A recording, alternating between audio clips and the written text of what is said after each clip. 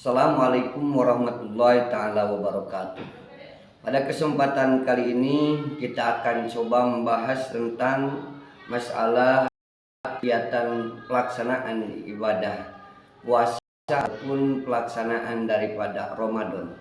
Sebelum itu, apabila ada yang membutuhkan pakaian koko anak, koko remaja, koko anak tanggung, anak dewasa, bisa melalui link komentar di bawah ini, dan model-modelnya nanti ada dalam gambaran atau dalam slide-slide yang akan ditimbulkan. Baik, kesempatan kali ini kita akan membahas as-safaru bi wasailil asriyah la yasqutu ar-rukhsa asy-syar'iyyah.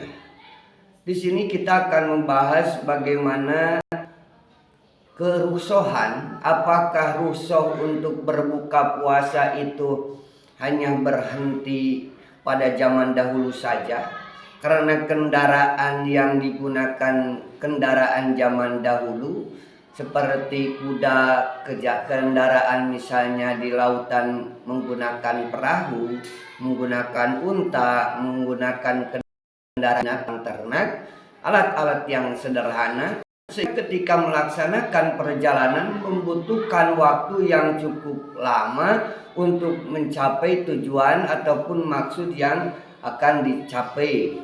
Maka yang jadi permasalahan pertanyaan di sini, bagaimana sekarang kendaraan yang sudah digunakan itu oleh manusia kendaraan yang sudah modern?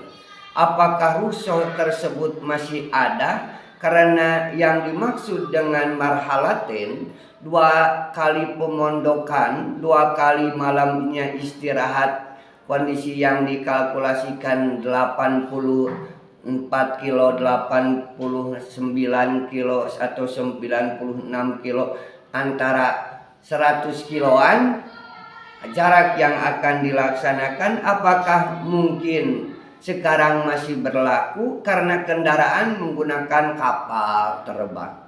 Nah, ini yang jadi permasalahan yang bahasan yang akan kita bahas sore ini. As-safaru bil wasailil asriyah la yasqutu rukhsa asy-syar'iyyah.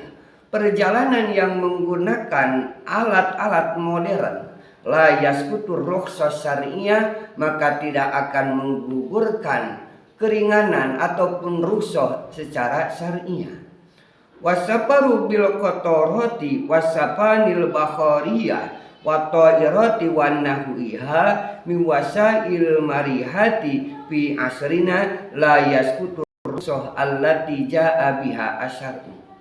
Perjalanan yang menggunakan kereta api, wasafan dan kapal laut al-bahariyah, kapal laut, kemudian wat-ta'ira dan pesawat, wanawiha dan selainnya, minal wasail marihati, dari perantaraan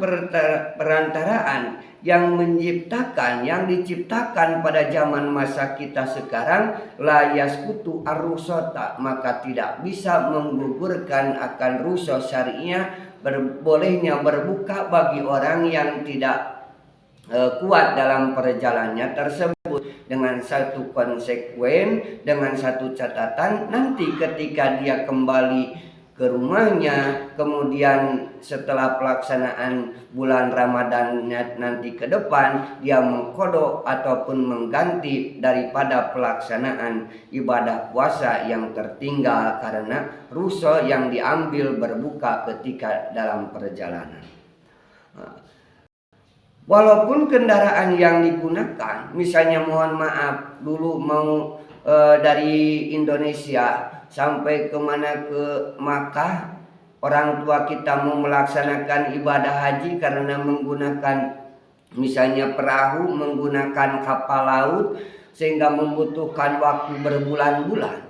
Berbeda dengan teknologi yang diciptakan zaman sekarang dengan menggunakan wasafan ta'ira, yaitu menggunakan kapal ataupun pesawat terbang. Nah, ini menunjukkan waktu yang ditempuh tidak perlu membutuhkan waktu 3 hari, tidak perlu sampai 1 minggu, beberapa hari, beberapa jam sudah sampai ke tempat tujuan, padahal jarak yang ditempuh begitu luas. Nah, yang jadi catatan di sini, yang jadi pertanyaan di sini, apakah rukhsah untuk berbuka bagi orang yang dalam perjalanan tersebut masih ada? Karena menggunakan pesawat, karena menggunakan kendaraan yang sangat cepat sehingga ke tempat tujuannya dia sudah bisa lebih tepat waktu, lebih mengefisienkan waktu sehingga tidak terlalu capek. Karena kondisi diperbolehkannya berbuka puasa adalah karena kondisi kelelahan di tengah perjalanan, maka tidak ada salahnya diperbolehkan melaksanakan rukhsah.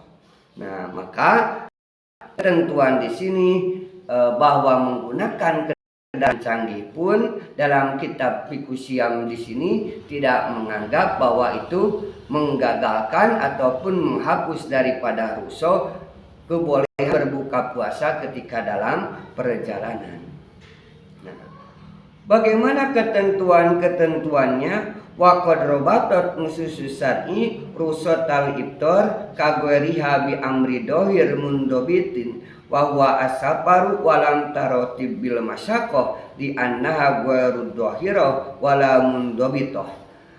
Dan telah mengikuti aturan syariat agama untuk rukhsah berbuka seperti yang lainnya dengan perintah-perintah dohir dari nas tersebut, dari hadis-hadis tersebut, mundobiton secara konkret, wa huwa as-safar walam tarotib bil masyaqqah. Dan rukhsah tersebut tidak bergantung bagaimana ketentuan masyarakatnya. Menurut Yusuf Al-Qaradawi di sini menunjukkan bahwa kemasyakatan besar dan kecilnya bukan menjadi ukuran. Mohon maaf kalau hanya kemasyakatan melaksanakan ibadah puasa, bukan hanya orang yang dalam safar saja, karena mohon maaf orang yang mencari rezeki menjadi kuli panggul misalnya di pasar-pasar, dia akan lebih capek daripada orang yang sekedar berjalan atau dalam melaksanakan perjalanan menggunakan kendaraan motor atau menggunakan misalnya mobil. Maka itu menunjukkan dia bisa lebih madarat, lebih masyaqqat daripada orang yang dalam perjalanan.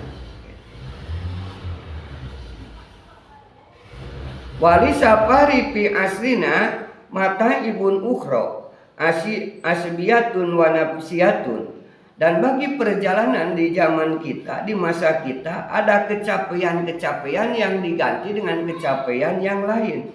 Misalnya adanya kekacauan, kemudian hati. Mohon maaf kalau kendaraan misalnya menggunakan kuda cuma capek fisik, tetapi orang yang naik pesawat kemudian takut akan ketinggian, maka hatinya yang akan diganggu, jiwanya yang akan tergoncang, ketakutannya, fobianya karena takut ketinggian dia akan tergoncang. Maka ada kemaslahatan yang lain walaupun menggunakan kendaraan yang canggih, kendaraan yang lain. Nah, Yajuju al-fitra lil musafiri bittifaqil ummah sawaun kana qadiran ala siyam au ajijan. Nah, boleh bagi berbuka bagi orang yang musafir secara sepakat umat, baik dia mampu berpuasa ataupun tidak. Tetapi yang mengusung di antara pendapat ini didukung oleh Ibnu At-Taimiyah. Sementara menurut Syafi'iyah dan yang lainnya ada kriteria-kriteria tertentu, ada aturan-aturan tertentu yang memperbolehkan atau tidaknya. Mungkin nanti kita bahas di kesempatan yang lain. Yang simpul dari keterangan kali ini adalah yaitu bahwa kendaraan tidak menjadikan penghalang rukhsah untuk berbuka puasa bagi orang yang sedang dalam perjalanan. Sekian, assalamualaikum warahmatullahi wabarakatuh.